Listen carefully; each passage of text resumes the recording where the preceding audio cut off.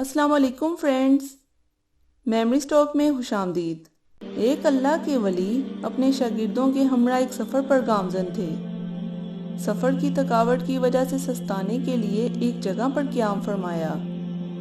کچھ دیر کے بعد سفر پر روانہ ہونے کے لیے ان شاگردوں نے اپنے شیخ صاحب کی جب تلاش شروع کی تو شیخ صاحب کو اپنے مقام پر نہ پا کر بہت پریشان ہوئے۔ تلاش کرتے کرتے ایک مقام پر پہنچے تو کیا دیکھتے ہیں کہ شیخ صاحب اپنے عصا سے سور چرا رہے ہیں۔ شاگردوں نے یہ منظر دیکھ کر نہایت حیرت کا اظہار کیا اور شیخ صاحب سے دریافت کیا کہ وہ ایسا کیوں کر رہے ہیں۔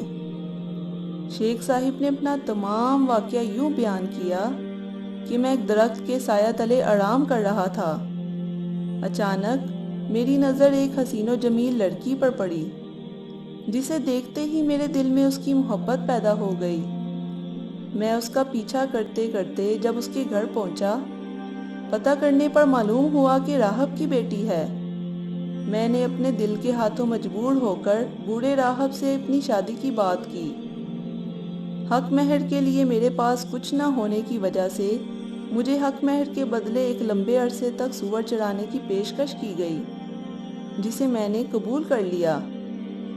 شیخ صاحب کا تمام واقعہ سننے کے بعد شاگردوں نے شیخ صاحب کو سمجھانے کی بہت کوشش کی، جو کہ بے سود رہی۔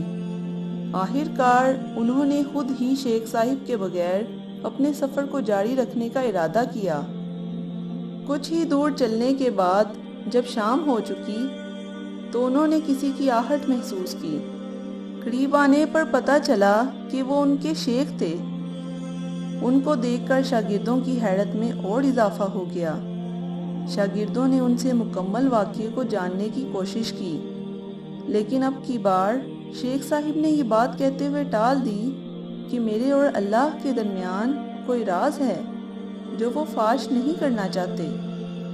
کچھ دن بعد مدرسے کے دروازے پر دستک ہوئی، جہاں شیخ صاحب درس دیا کرتے تھے۔ شاگرد نے دروازہ کھولنے پر اسی لڑکی کو سامنے پایا جس سے کچھ دن پہلے شیخ صاحب کا نکاح ہوا تھا۔ اس لڑکی نے بتایا، شیخ صاحب کے جانے کے بعد میں نے اسلام قبول کر لیا۔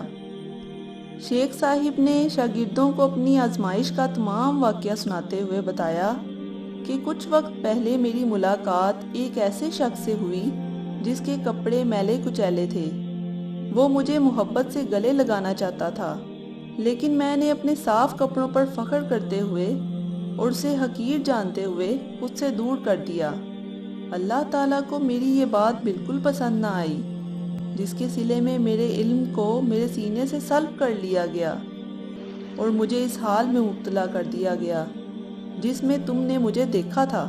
فرینڈز، ہمیں اس واقعے سے یہ سبق ملتا ہے کہ اللہ کی عطا کردہ نعمتوں کی وجہ سے دوسروں کو حقیر نہیں سمجھنا چاہیے، ورنہ جو اللہ نعمتیں دینے پر قادر ہے وہ سلب کرنے پر بھی قادر ہے۔